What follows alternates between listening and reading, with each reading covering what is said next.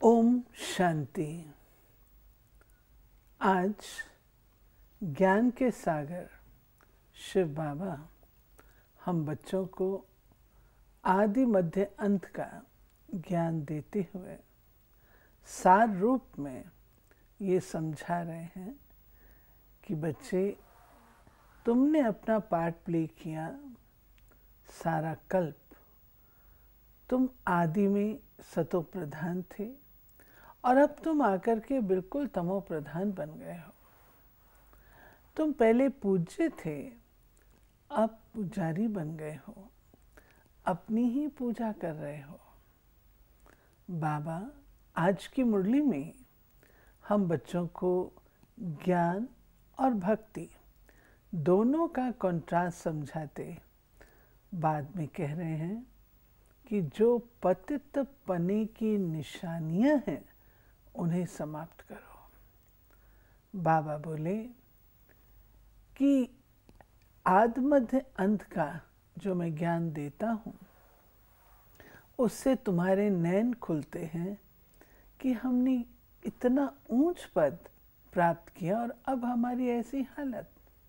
इन महावाक्यों को हमने आज अपनी क्लास में सुना। आइए उस पर मनन चिंतन करें। बाबा कहते हैं, मीठे बच्चे, ये पूज्य और पुजारी ज्ञान और भक्ति का वंडरफुल खेल है। तुम्हें अब फिर से सतो प्रधान पूज्य बनना है, पतित पने की निशानी भी समाप्त करनी है। अब प्यारे बाबा कह रहे हैं कि देखो, पूज्य ज्ञान से बनते हैं और जब भक्ति शुरू होती है, भक्ति का मतलब ये होता है पूजा भक्ति, अर्थात पुजारी बन जाते हैं। लेकिन हम ये नहीं जानते जब से हमारा भक्ति मार्ग चला है कि हम परमात्मा के साथ साथ अपने ही पूजा कर रहे हैं। यानी देवी देवता जो हम थे वही भगत बन जाते हैं। खास बाबा ये कह रहे हैं कि जब पुजारी पना ख़त्म होता है, वो पूजा वही करता है जो पतित है। भगवान को यही कहता है, पतित से पावन करो। जब पुजारी पना ख़त्म होता है और पतित पना ख़त्म होता है, वो होता तो ज्ञान से ही है, क्योंकि जब तक भगवान आके खुद भक्ति का फल ना दें, भक्ति का फल ज्ञान है। जब भक्ति का फल मिल जाता है तो भक्ति समाप्त हो जाती है। तो उसके साथ साथ बाबा कहते हैं, जब तुम्हें मैं ज्ञान देता हूँ तो सारी तुम्हारी पतित पने की निशानियाँ, पतित पने की निशानियाँ तो लोग समझते हैं ये भाई सारे विकार हैं, ईर्ष्या, द्वेष, अवगुण देखना आदि आदि। लेकिन पतित पने के साथ साथ भक्ति की निशानियाँ भी पूरी हो जानी चाहिए, क्योंकि जब भगवान मिल जाए फिर हम कहें फिर धरती पर आ जा रे। जब भगवान मिल जाए फिर हम कहें विषय विकार मिटाओ, तो वो फिर भक्ति की निशानी हो जाती है ना। जब भगवान मिल के ज्ञान दे कि ज्ञान स्नान करो और हम जाके गंगा में स्नान करें, तो फिर बाबा कहता है ये फिर वही निशानियाँ पुजारी पाने की आ जाती हैं। तो अपने ऊपर ध्यान रखना है, क्योंकि हमारे अंदर बहुत जन्मों के, समझिए कि द्वापर से लेकर भक्ति के संस्कार हैं। आज भी कोई ब्रह्मा कुमार या कुमारी किसी मंदिर के आगे से गुजर रहा हो और वहाँ आरती हो रही हो, तो उसका ध्यान जाता है कि नहीं? तो बाबा कहते हैं भले जाए, तुम्ही ने ये पाठ किया है, लेकिन ये सोच कर जाए कि अब हमें फल मिल रहा है, अब फल को खाएं। आज बाबा ने एक सवाल पूछा है कि बाप जब आते हैं तो कौन सा एक तराजू बच्चों को दिखाते हैं, और उसमें बाबा ने कहा ज्ञान और भक्ति का तराजू, जिसमें एक पलड़ा है ज्ञान का, दूसरा भक्ति का। ज्ञान का पलड़ा भी हल्का है, भक्ति का भारी है। धीरे धीरे ज्ञान का पलड़ा भारी होता जाएगा। और फिर वंडरफुल बात तो ये कही कि सतयुग में एक ही पलड़ा रह जाएगा। ये एक बहुत अच्छा विषय है कि तराजू कहाँ होता है। तो बाबा ने मुरली में कहा है कि सतयुग में एक ही पलड़ा होता है, क्योंकि वहाँ भक्ति की ज़रूरत ही नहीं। और द्वापर से लेकर फिर दूसरा पलड़ा हो जाता, पर वो भी एक ही होता है। यानी एक पावन पने का पलड़ा है, एक पतित पने का पलड़ा है, एक पूज्य का पलड़ा है, एक पुजारी का है।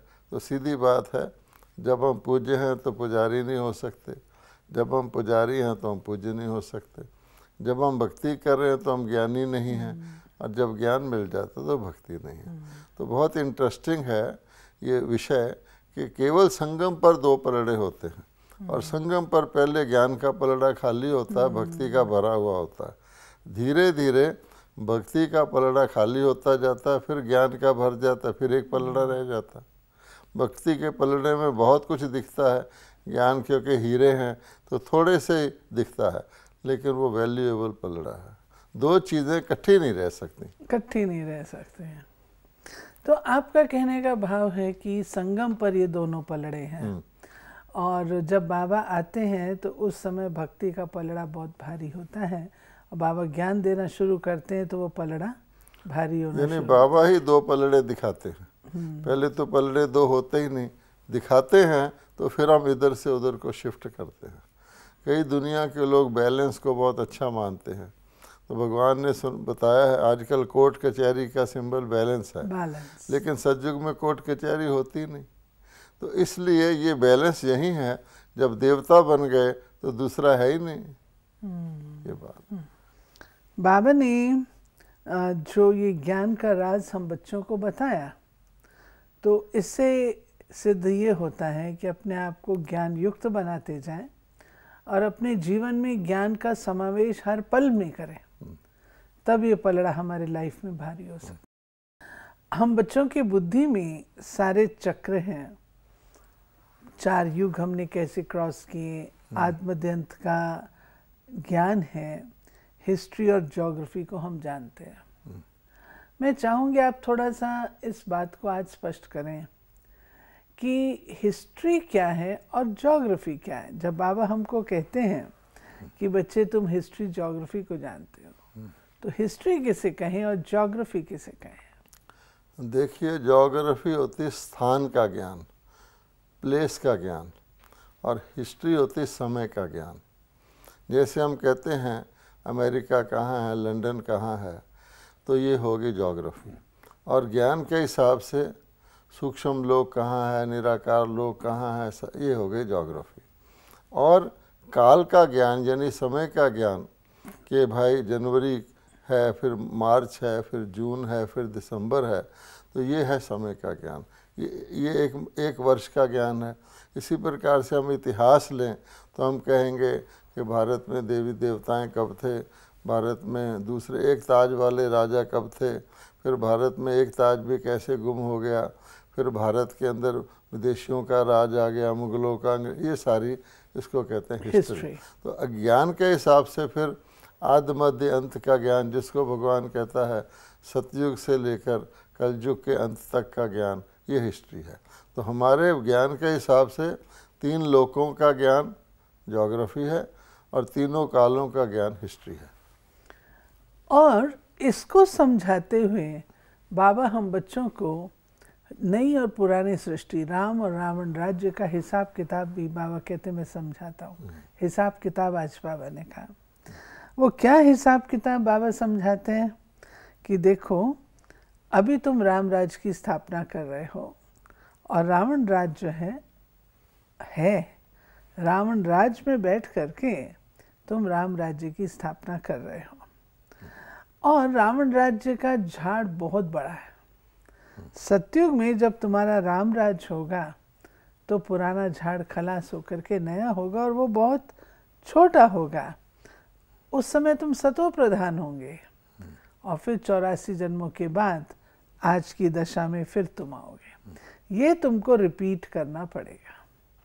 अब देखिए कि सार वाली चीज़ छोटी और वैल्यूएबल होती है, और विस्तार वाली चीज़ दिखावटी फैलावटी, लेकिन उसमें ताकत नहीं होती। यूँ भी कहते हैं क्वालिटी वाले कम होते हैं, क्वांटिटी वाले ज़्यादा होते हैं। तो इसी प्रकार से भगवान कहता है कि बीज से पौधा निकलता है, तो बीज तो बिल्कुल ही छोटा होता है, लेकिन पौधा उसका साकार रूप है, कुछ बड़ा होता है। लेकिन जब वो पौधा बढ़ के विशाल वट वृक्ष बन जाता है, जैसे कलकत्ता में एक बनियन ट्री है कि उसकी जो जड़ है वो मेरे जन्म से पहले वो समाप्त हो गई थी, खाली वो शाखाओं के ऊपर खड़ा है, जो शाखाओं ने धरती पकड़ ली है। अब भगवान कहता है जब वृक्ष सूख जाता है फिर क्या होता है, फिर दोबारा पुनः बीज से छोटा सा पौधा निकलता है। कहने का भाव ये है कि सज्जू की दुनिया में देवी देवताओं की आबादी बहुत थोड़ी होती है, सारे विश्व पर उनका राज्य होता है। तो जब जनसंख्या थोड़ी है और सारी उपलब्धियां ज़्यादा हैं तो कितने वो माला माल होंगे। और कलयुग में आप देखेंगे कि इतनी वृद्धि हो जाती है कि आप देखेंगे कि हर बात में राशन करना पड़ता है, लाइन लगानी पड़ती है, रिजर्वेशन करना पड़ता है। तो इसलिए इसको विस्तार कहते हैं। जब बहुत विस्तार हो जाता है तो दुख पैदा हो जाता है। जंगल में भी कहते हैं, जंगल में जंगल की आग अपने आप लग जाती है जब बहुत ज़्यादा कांटेदार वृक्ष फैल जाते हैं। तो इस दुनिया को भी अब समझो कि आग लगने वाली है, क्योंकि विकारों की अग्नि, क्रोध की अग्नि, काम की अग्नि, अहंकार की अग्नि ये बहुत तेज हो चुकी है। क्योंकि बाबा ने हमें समझाया कि ये बच्चे ड्रामा है और ड्रामा में एक्टर्स होते हैं, और ये बहुत आवश्यक होता है कि हर एक्टर अपना पार्ट प्ले करे, उसे ड्रामा की स्टोरी का पता होना चाहिए। तो बाबा कहते हैं मैं आकर के तुमको सारी स्टोरी समझाता हूँ कि कैसे, और उसको बाबा ने कहा बेहद का राज, कि कैसे तुम पहले पूज्य सतयुगी देवी देवता थे, फिर तुम चंद्रवंशी बने, और उसके बाद करते करते पुनर्जन्म लेते आज फिर तुम एकदम पट आकर के पड़े हो, और मैं तुमको अब ब्राह्मण वंशी बनाकर फिर देवता बनाता हूँ। अब देखिए बहुत ही इंटरेस्टिंग और गहरी पॉइंट है। कोई भी ड्रामा होता है उसमें जो हीरो हीरोइन होते हैं उनको तो फुल नाटक का ज्ञान दिया जाता है, क्योंकि उनका पार्ट सबसे बड़ा महत्वपूर्ण और आदि से अंत तक रहता है। सारी कहानी ही हीरो हीरोइन पर बनती है, उनको तो पूरा ज्ञान दिया जाता है। जो एक्टर बीच बीच में इंट्रोड्यूस होते हैं, बाद में आते हैं, उनको तो यही बताया जाता है कि तुमने जाके चाय का कप पकड़ाना है, तुमने भोजन सर्व करना, इत्यादि इत्यादि। इसी प्रकार से भगवान कहते हैं इस बहुत बड़े विशाल सृष्टि नाटक में जो आत्माएं बीज से जड़ पैदा करती है, जो आत्माएं सज्जुगी घराने की हैं, उनको भगवान कहते हैं मैं आदि मध्य अंत का ज्ञान देता हूँ।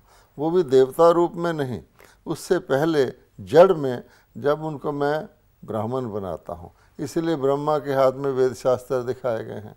ऐसे थोड़ी ब्रह्मा जी ने वेद शास्त्र पढ़े होंगे, लेकिन सुनाए होंगे। तो वेद शास्त्र मैंने ज्ञान का प्रतीक है। तो परमात्मा ब्रह्मा के द्वारा ज्ञान देता है, तो हीरो हीरोइन को देता है। बाकी बीच में जो आते हैं, मान लिए क्रिश्चियन आए, जीसस क्राइस्ट आए, उनको अपने पहले का पता थोड़ी है। इतना ही पता होता है कि शुरू में एडम ईव हुए, लेकिन उसके बीच में उनके आने से पहले क्या हुआ उनको कोई ज्ञान नहीं। मान लो सिख धर्म आता है, गुरु नानक जी आते हैं, तो उनको पहले धर्मों का तो ज्ञान है ही नहीं ना, क्योंकि आत्मा ताजी उतरती। इसलिए ये आदमध्य अंत का ज्ञान भी देवी देवता बनने वाले ब्राह्मणों को मिलता है। इसलिए बाबा कहता है इस समय जैसे हिस्ट्री ज्योग्राफी कहा कि तुमको फुल ज्ञान मैं देता हूँ। हर एक पढ़े लिखे को हिस्ट्री ज्योग्राफी सुनाई जाती है ना। जो कोई गांव वाला है उसको तो अपने गांव का ही पता होता है कि ये मेरा गांव है, इसके पास शहर है, ज़्यादा से ज़्यादा शहर में जाके आ जाओ। ये जो बाबा ने कहा ब्राह्मण वंशी, तो ब्राह्मणों का तो वंश होता नहीं, ब्राह्मण वंशी से तुम देवता। शायद बाबा ने एक जैसा होने के कारण से कहा। क्या है कि सिंपलीफाई करने के लिए बाबा कहता है ब्राह्मण एक कुल है, क्योंकि ब्राह्मणों का पुनर्जन्म उनकी डायनेस्टी नहीं चलती, केवल संगम पर ही भगवान ब्राह्मण बनाते हैं, यो यज्ञ रचते हैं, यज्ञ पूरा ब्राह्मणों का काम पूरा। एक बात जो अब बाबा कह रहे हैं कि चक्कर लगाते लगाते ये दुनिया पुरानी हो गई है, और इसमें मनुष्यों की जनसंख्या भी बहुत हो गई है, और इस कारण से दुख भी बहुत बढ़ गया है। तो बाबा ने कहा कि यहाँ सदा सुखी तो कोई रहता ही नहीं, पुनर्जन्म लेने का कायदा है। जन्म उतरते उतरते 84 जन्म आकर के एकदम तमो प्रधान बनना ही है, फिर नए सिर चक्कर चलना है। इसमें 3 बातें हैं। एक है कि चक्कर लगाते लगाते दुनिया पुरानी हुई, अनादि है, अविनाशी है। दूसरा, मनुष्य बढ़े तो दुख भी बढ़ा साथ साथ, और यहाँ सदाकालीन सुख होता ही नहीं। सीधी बात है, कोई नई कार खरीद लो, अब नई कार जितना चलती जाएगी पुरानी होती जाएगी कि नहीं? हर चीज़ यूज़ करने से पुरानी होती है। तब सृष्टि का चक्कर सतयुग से लेकर चला, 5000 वर्ष वो चलता ही रहा तो पुराना होगा कि नहीं? आप मनुष्य को ही देख लो, मनुष्य बूढ़ा कैसे होता है? ये तो सीधी बात समझने की है ना। मनुष्य को बूढ़ा कौन करता है? कोई दुनिया की ऐसी ताकत है कि किसी युवा को वृद्ध होने से रोक दे? है ही नहीं। तो कैसे होता है कि डेली यूज़ होते होते वही शरीर ओल्ड हो जाता है। फिर जो बाबा जनसंख्या की बात करता है, आप देखिए कि दुनिया भर की सारी गवर्नमेंट्स कोशिश करती हैं कि हम इस दुनिया को राम राज्य बना दें, कम से कम अपनी जनता को रोटी, कपड़ा, मकान, सामान्य चीज़ें दे के सुखी कर दें। लेकिन जितना वो करते हैं जनसंख्या बढ़ जाती है, सड़कें बड़ी बनाते हैं, जनसंख्या बढ़ने से वो छोटी हो जाती है। तो जब तक जनसंख्या बढ़ती रहेगी तो जितनी वो प्रोग्रेस करते हैं वो प्रोग्रेस को जनसंख्या ख़त्म कर देती है, बल्कि और ज़्यादा दिक्कत आती है। एरिया तो वही है, अब नगर तो वही है, जनसंख्या बढ़ेगी तो क्या करेंगे? थोड़ा बहुत फैलाएंगे, फिर उसमें मंजिलें बनाएंगे। तो बाबा कहता है सतयुग में कोई इतनी स्टोरीज थोड़ी होती हैं, ये जनसंख्या के कारण ही है। इसलिए बहुत कोई वृक्ष फैल जाता है। अब एक परिवार को भी देख लो, एक परिवार के सिर्फ 2 बच्चे हैं, उनकी जो आमदनियाँ 2 बच्चों में डिवाइड होती है। अगर उसी परिवार में चिल्ड्रन, ग्रैंड चिल्ड्रन हो जाएं और आमदनी वही रहे तो सब में डिवाइड हो जाएगी कि नहीं? तो दुख होगा कि नहीं होगा? लोगों को स्पेस भी चाहिए, स्थान भी चाहिए, भोजन भी चाहिए। तो इतनी बड़ी दुनिया जब हो जाएगी तो नेचुरली हर चीज़ की कमी हो जाएगी तो दुख होगा। सतयुग में कंपटीशन नहीं होता, यहाँ एक जॉब के लिए 500 लोग अप्लाई करते हैं, फ़र्क हो गया। इसी बात को बाबा ने समझाया है और आगे कि मनुष्य चाहते हैं कि हमारी सद्गति हो। तो बाबा ने आज स्पष्ट कहा है कि सद्गति तब हो सकती है जब सद्गति दाता का परिचय हो। अगर सद्गति दाता को ही जानते नहीं तो सद्गति मिलेगी भी कैसे? लेकिन इसमें एक और बात है, सद्गति दाता का परिचय सद्गति दाता आके ही देता है, स्वयं देता तो है। सार ये हुआ सद्गति तब होती जब भगवान अवतरित होते हैं। उससे पहले नाम लेते रहे सद्गति करो, लेकिन होती थोड़ी है। लेकिन बाबा ने अगले ही सेंटेंस में बोला कि सद्गति दाता आता है, सद्गति दाता का ज्ञान देता है, ये मेरे बच्चे भी नंबरवार जानते हैं। अगर पता लग जाए भगवान मेरी सद्गति करने आया है और 21 पीढ़ी के लिए मुझे सुख मिलने वाला है, तो बच्चे रात दिन मेहनत करेंगे कि नहीं? श्वासोश्वास याद करेंगे कि नहीं? जैसे किसी को पता लग जाए तेरी 12 घंटे बाद मृत्यु होने वाली है, अब उसका जीवन के लिए क्या एटीट्यूड रहेगा?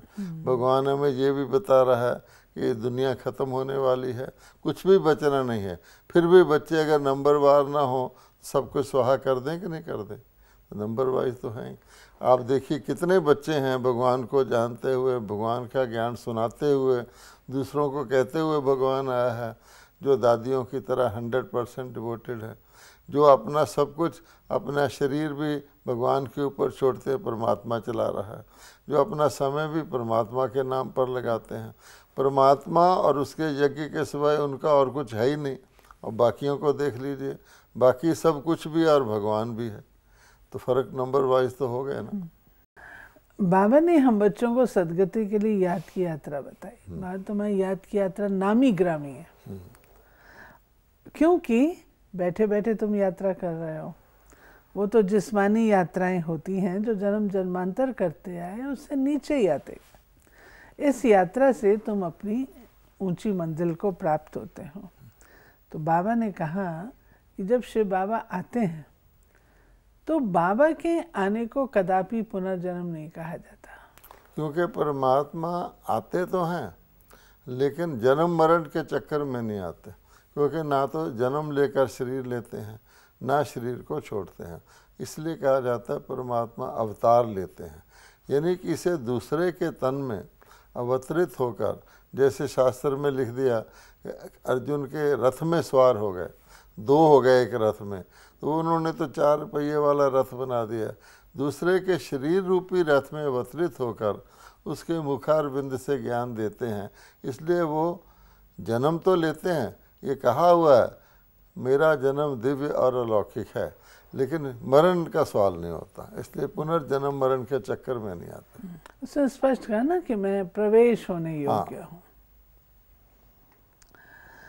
बाबा ने कहा कि बच्चे, जैसे मैं ज्ञान का सागर हूँ, आदि मध्य अंत को जानता हूँ, तुम बच्चे भी जानते हो। तुम बच्चे सब कुछ बाबा से सीखते हो और फिर सीख करके तुम औरों को भी सिखाते हो। इसीलिए कहा गया कि चिड़ियों ने सागर को हप कर लिया। तो छोटी छोटी चिड़ियाँ, छोटे छोटे बच्चे बाबा के, सारा ज्ञान भगवान ने उनको तीनों कालों तीनों लोकों का दे दिया, मास्टर त्रिकालदर्शी बना दिया। तुम दूसरे को भी सुना सकते हो, क्योंकि परमात्मा कहते हैं मैं कितनों को सुनाऊंगा। मैं बच्चों के आगे प्रत्यक्ष होता हूँ, बच्चे दूसरों को सुनाते हैं और इसी प्रोसेस में बच्चों का भाग्य बन जाता है। भगवान कहते हैं मुझे तो सतयुग में जाना नहीं, तो सतयुग में भी तो प्रजा होती है ना, देवी देवताओं और महाराजा महारानी की, तो सेवा करने से उनकी प्रजा भी बन जाती है। बाबा ने पढ़ाई के बारे में बताया कि सतयुग में बच्चे तुम ये यूनिवर्सिटी की जो इस कलयुगी दुनिया की पढ़ाई है, ये MA BA ये तुम नहीं करेंगे। सतयुग में तुम्हारी पढ़ाई दूसरी होगी। और बाबा कहते हैं कि जो तुम अभी पढ़ रहे हो वो फिर तुम कल्प के बाद पढ़ेंगे। अभी की पढ़ाई तुम्हें इतना लायक बना देती है जो कि तुम महाराजा धीराज बन जाते हो। दुनिया की हर पढ़ाई कल्प के बाद बनती है। मान लीजिए आज डॉक्टरी की पढ़ाई है, सतयुग में होगी क्या? वहाँ रोगी नहीं होंगे। आज वकालत की पढ़ाई है, सतयुग में होगी क्या? वहाँ कचहरी नहीं होगी। तो समय के अनुसार पढ़ाई बढ़ती है ना। तो आजकल तो अनेक प्रकार की पढ़ाइयाँ शुरू हो गई हैं। खेती बाड़ी करने के लिए भी डिग्री लेते हैं लोग। अब बताइए कि द्वापर से लेकर खेती बाड़ी होती है कि नहीं? किसानों को पता है कि क्या होना है, लेकिन आज उसकी आवश्यकता है, क्योंकि धरती खोखली हो गई है, धरती के अंदर कई प्रकार के वर्म्स पैदा हो गए हैं। तो उनको पढ़ाया जाता है कि धरती में उपज ज़्यादा पैदा कैसे करो। लेकिन जैसे भगवान कहता है मनुष्यों की तमोगुनी बुद्धि के द्वारा जो कुछ भी विद्या पढ़ेंगे वो भी तमो प्रधान बनाएगी। तो आजकल क्या पढ़ाते हैं कि फर्टिलाइज़र यूज़ करो तो ज़्यादा धरती में उपज हो जाएगी। फिर फर्टिलाइज़र का कितना नुकसान हो गया। इसलिए बाबा कहता है मनुष्यों की जो सिखाई हुई विद्या है, अर्जुन को क्या कहा कि अपनी पंडिताई भूलो। पहले तो हम शास्त्र पढ़ते आए, वो भी तो पढ़ाई है कि जाने लोक परलोक भगवान क्या है। नतीजा क्या हुआ कि हमने ऊंचे से ऊंचे भगवान को कण कण में कह दिया। यही पढ़ाई करी ना। इसलिए बाबा कहते हैं तमोगुणी बुद्धि से निकले हुए ज्ञान भी तमोगुणी होता है। एटम बम किसने बनाए हैं? क्या अनपढ़े लोग एटम बम बना सकते थे? नहीं। तो पढ़ाई का नतीजा क्या हुआ कि विनाश के कगार पे लाके खड़ा कर दिया। इसलिए दीवारें खड़ी कर ली। इसलिए बाबा कहते हैं यहाँ की पढ़ाई सुख भी देती है, कलयुग के हिसाब से ज़रूरी है, लेकिन ले जाती नीचे की ओर है। फिर बाबा ने कहा है कि बच्चे अपने चार्ट की चेकिंग करो, कहीं किसी को दुख तो नहीं दिया। फिर आज का वरदान, सत्यता के साथ सभ्यता पूर्वक बोल और चलन से आगे बढ़ने वाले सफलता मूर्त भाव। सत्यता को सिद्ध करो लेकिन सभ्यता पूर्वक। सभ्यता की निशानी निर्माण और असभ्यता की निशानी है जिद। अगर सत्यता है और सभ्यता नहीं तो सफलता मिल नहीं सकती। स्लोगन है, संबंध संपर्क और स्थिति में लाइट रहो, दिनचर्या में नहीं। दिनचर्या में टाइट रहो और संबंध संपर्क में लाइट रहो। अगर ज्ञान सुनाना है तो नम्रता से सुनाओ। बाबा कहता है जो निर्माण है वही निर्माण कर सकता है। ये थी प्यारे बाबा की आज की मुरली। मुरली में हमने सृष्टि चक्र के राज को समझा और बाबा ने जो बात हम बच्चों को चेक करने के लिए दी है कि कभी किसी को दुख नहीं दो, उस पर हम ध्यान देंगे। ओम शांति।